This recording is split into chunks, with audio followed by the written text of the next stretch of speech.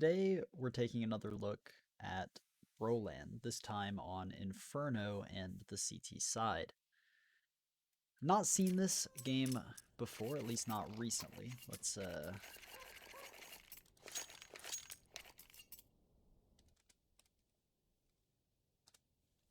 kind of speed things up. Have not seen this before. I do know that Fnatic end up winning, but short of that, I have no idea.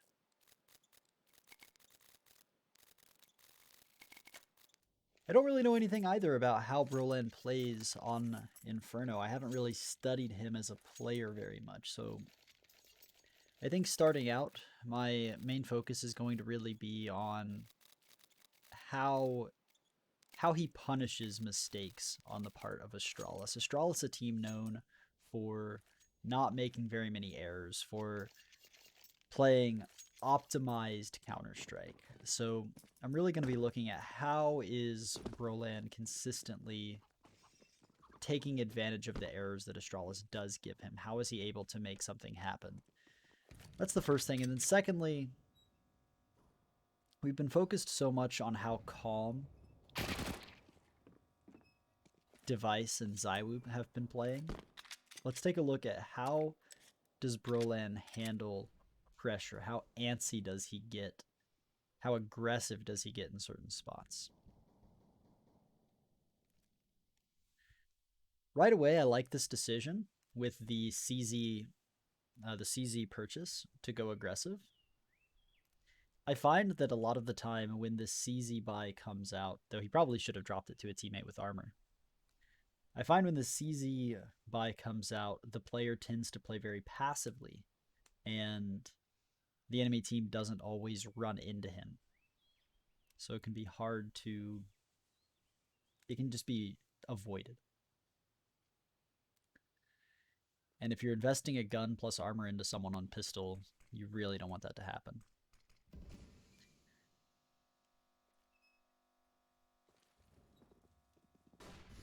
So Brollan aggro's in to Boiler when the smokes start coming into A.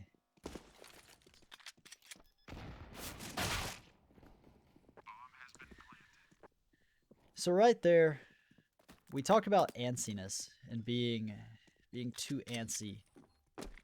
Brollan very much not waiting, going aggressive, making things happen there in the pistol. Let's see if that continues. Let's see if he continues that plan. One moment.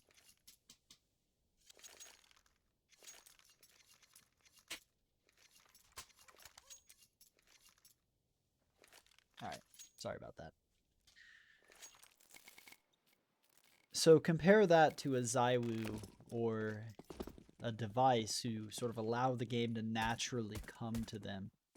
Already we're seeing Brollan take these very, very simple-esque in his approach, saying, no, no, no. The game does what I want it to, right?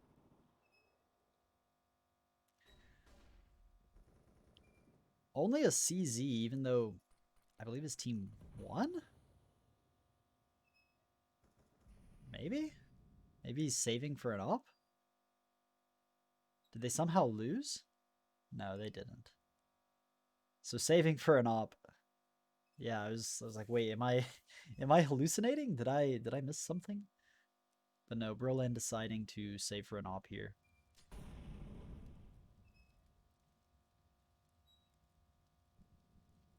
Playing very aggressive in this hallway early on.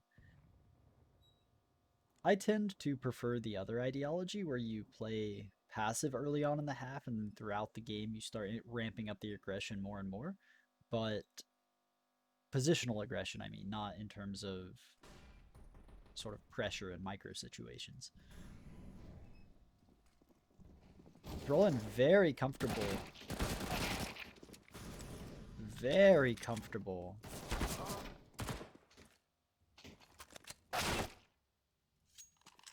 Pushing up into the halls late throughout the round.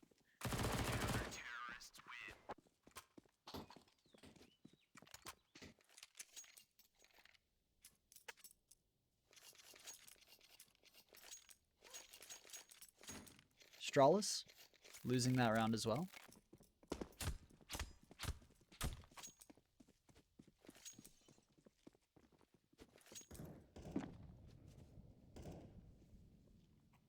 I feel like I'm losing my mind. Okay, so Astralis did lose the first one. I had to go back and check. It's the buy wasn't making sense to me. I was like, wait, 2 AKs, a Galil, player on a CZ, 2 players on MP9s. I mean, like, that does happen.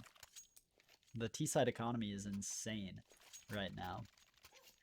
But I wasn't believing the math. I had doubts. So right here, you can tell right away that Brollan isn't in charge over at the bomb site. I say that because he was pausing, waiting for JW to make a decision on how to play. He's very much waiting. So the pressure comes in Arch. Interesting to drop the smoke. Not prematurely, but immediately. The immediate response was dropping the smoke. Not wanting to get caught out of position. If Astralis had slowed down there before giving him 2 kills, they were actually in quite a strong position. So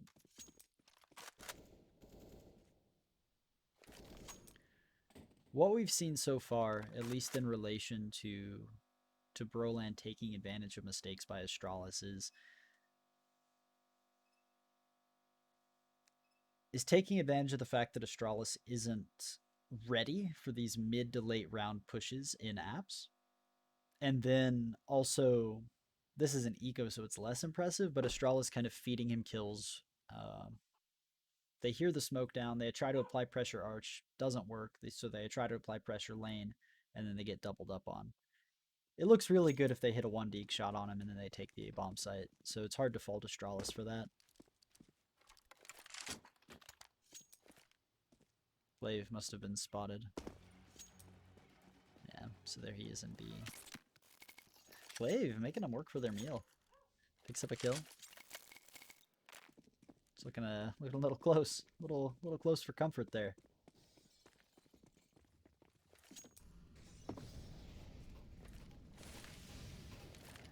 So this is something you kind of see Dupree doing a lot. Where you'll have one teammate push down middle, and then Dupree will sort of anchor this A site. That way, if the aggression fails, Astralis still have sort of a pressure release valve.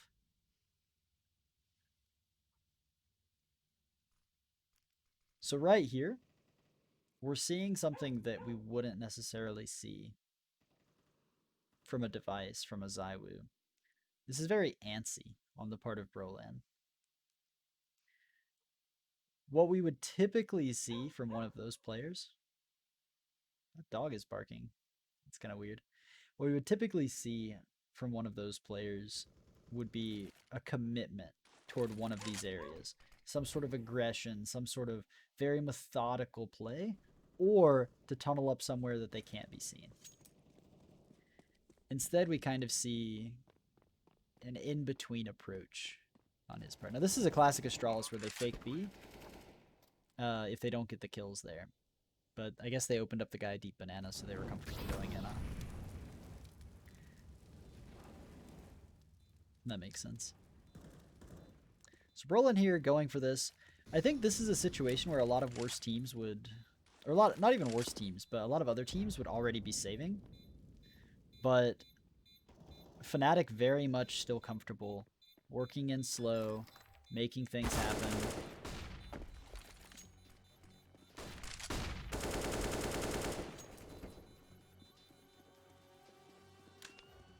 Doing everything they can throughout the round.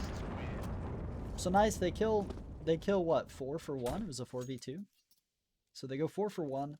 Economically, you're still not too happy about that on the CT side, but you were saving the next round regardless, probably. Well, this round honestly could be a forced buy. I take that back. Yeah, they're pausing to figure that out.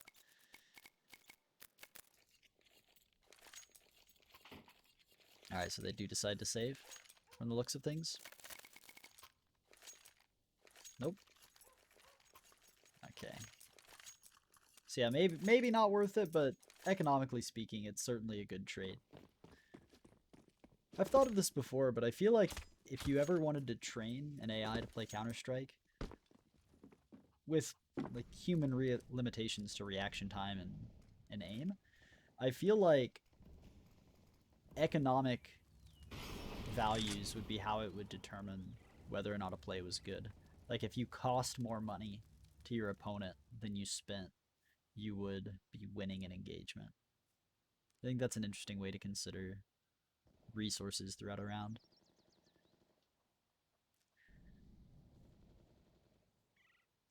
Device double opening up B. Device is a monster over on the B side of the map. That dog is still barking in this demo. It's quite loud.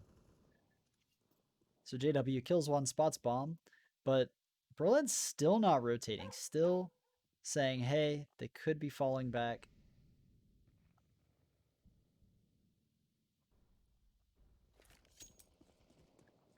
Now they're committing. Now he starts rotating.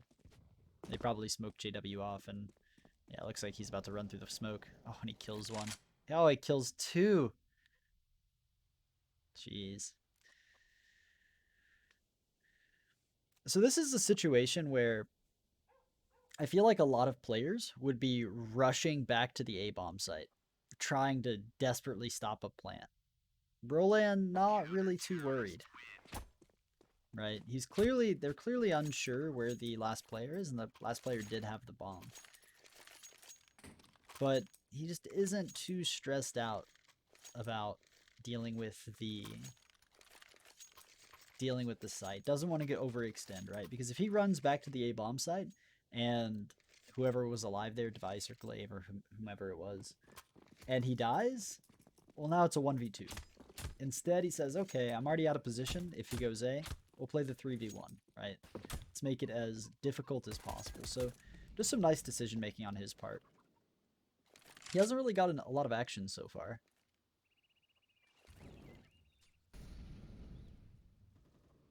Aside from the eco kills and then the early apps aggression.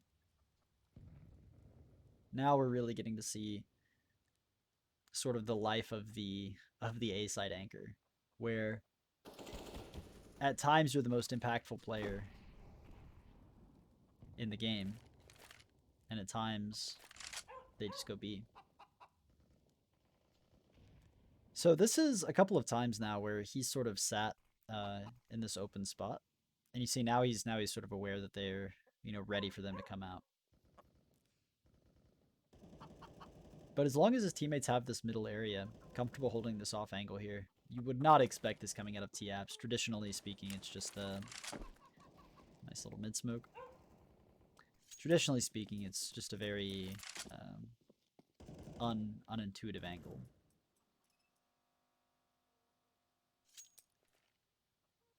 He's trying to make the... Yeah, he was thinking about doing the jump.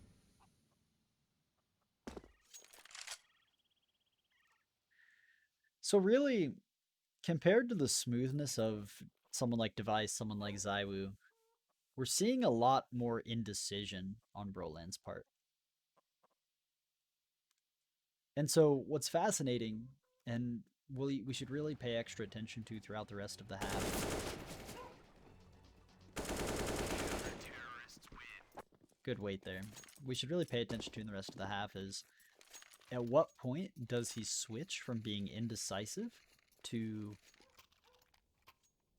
determining I want to do X or I want to do Y.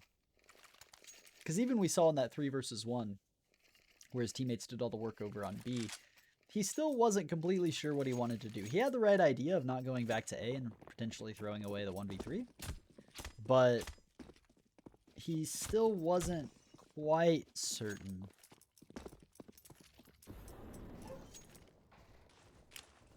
Little run forward grenade throw, nading on the balcony.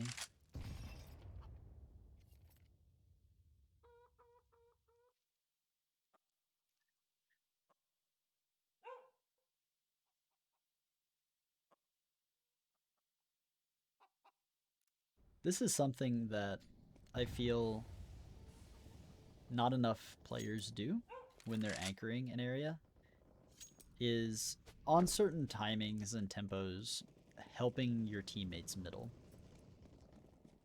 Full commit again, Astralis clearly executing B. We don't get the communication, but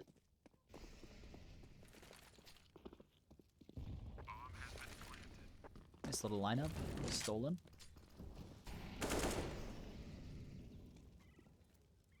So he heard one toward banana reloading, and he knows that one's dark now from that Molotov. So that's all relayed to his team. Waiting for the banana guy to peek. He gets double peek from Pool and Banana.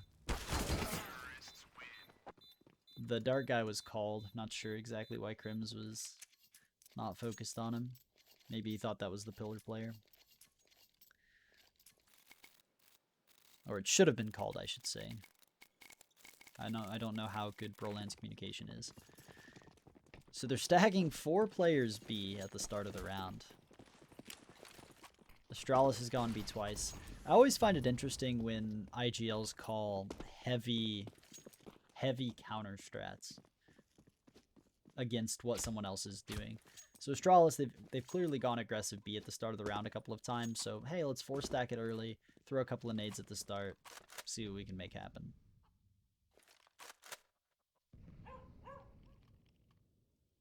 That dog.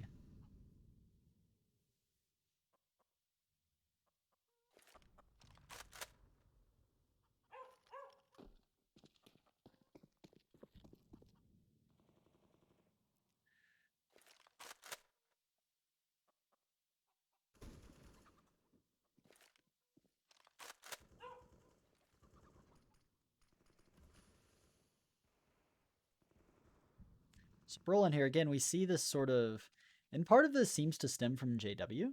It doesn't seem like JW quite has an idea of how he wants to play these situations sometimes. He plays very loose and fluid, which is very much the persona JW has.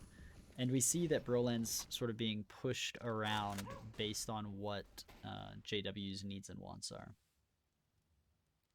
A very heavy B lane.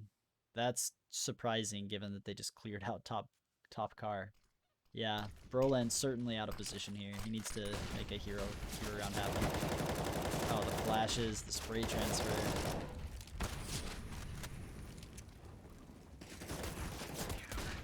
Jeez. All right, so let's go back over that specific situation, because that was a hero play by Brollan, and he needed it. If he didn't make that happen, this was going to be a very bad round.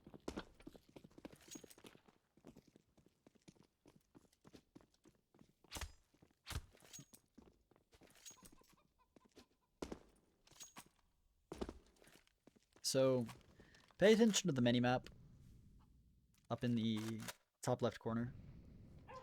So notice this B lane. So we'll fast forward a bit because this isn't really relevant. JW's just running around the map trying to make something happen. They call for a rotation over toward B.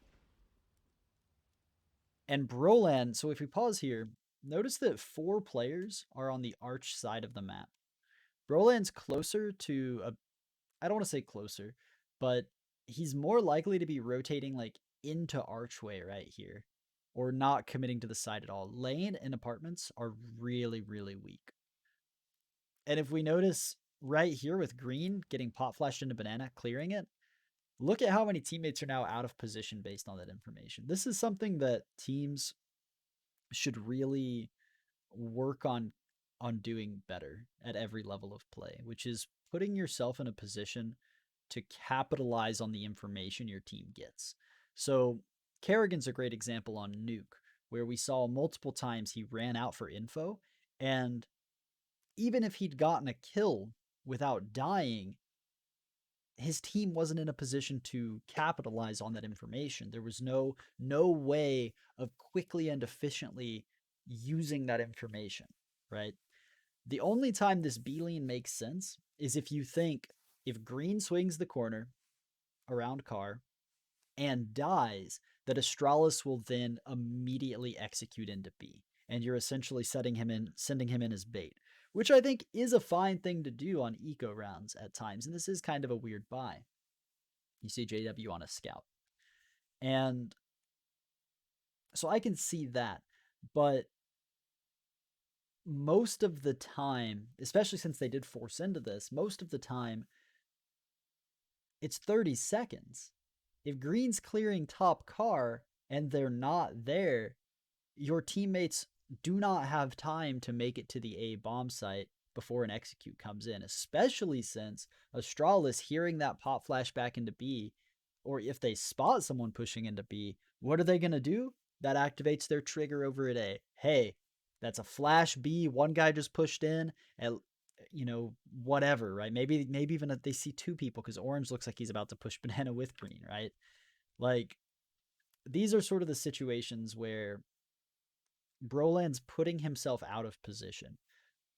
And honestly, his whole team is orange. Probably should have allowed green to make that play. And then yellow can play retake, right? Because if green peeks and dies, you don't want to just fight to the death with two people and 0 rotates nearby, right? You want to kind of back off. Let's play retake, hold on to coffins, maybe do some chip damage, throw some grenades, delay. Instead, they rotate this sort of weird mix where they can't do anything with the information they get. And you notice the panic rotates start to come in. Green's push, he's like, yo, banana's clear. And you see the mini-map coming in. The penny starts to drop. Brollan sees the smokes coming in. Astralis just perfect virtuoso timing on this as well, right? I don't know if it was triggered by the audio cue of pushing banana or what, but how could Brollan not expect this? Now, let's watch this in slow motion because it's beautiful. So he pop flashes the corner. He sees him peeking apps, ignores it, right? So good to ignore it. Beautiful spray transfer. Reacts, his teammate's flash comes in. And he lines up 2 more. Runs out of ammo, right?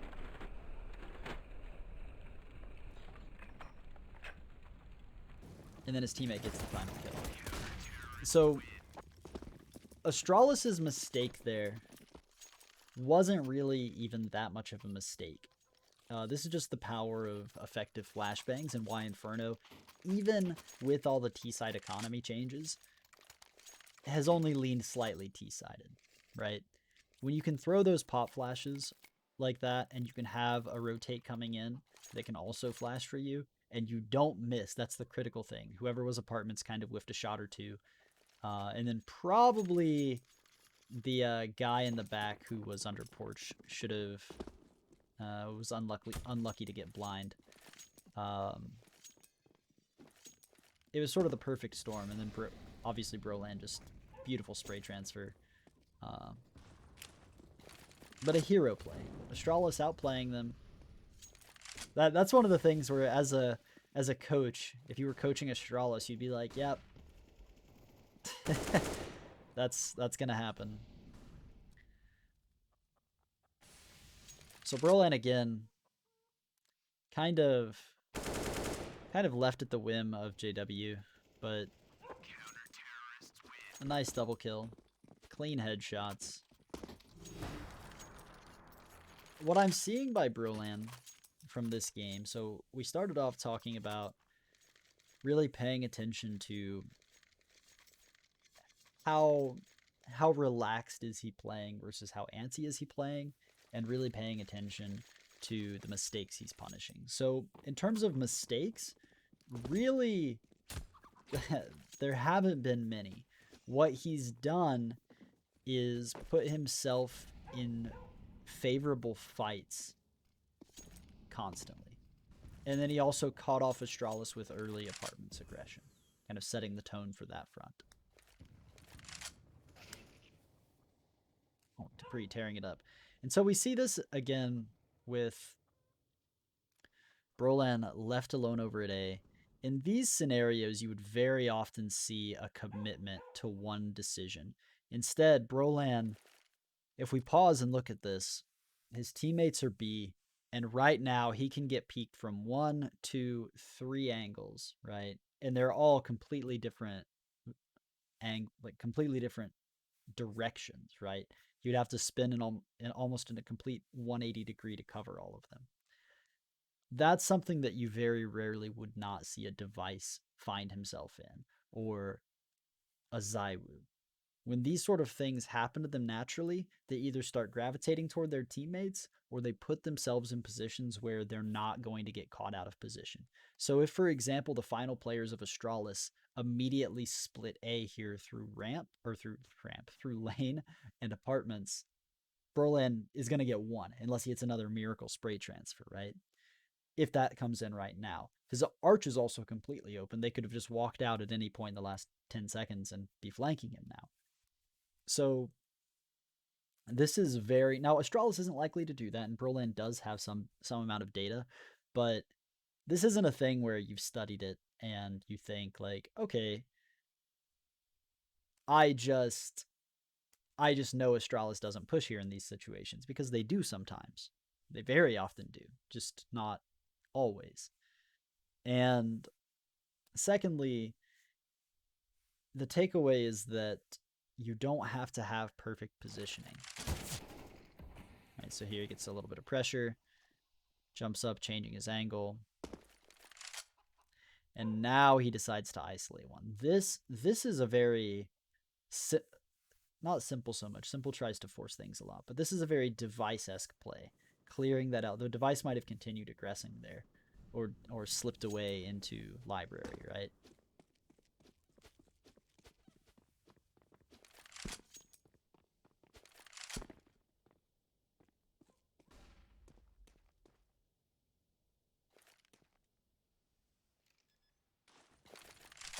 What a good nade.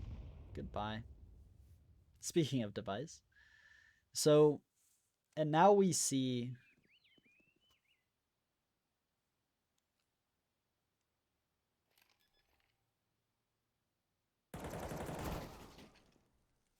easy 1v2.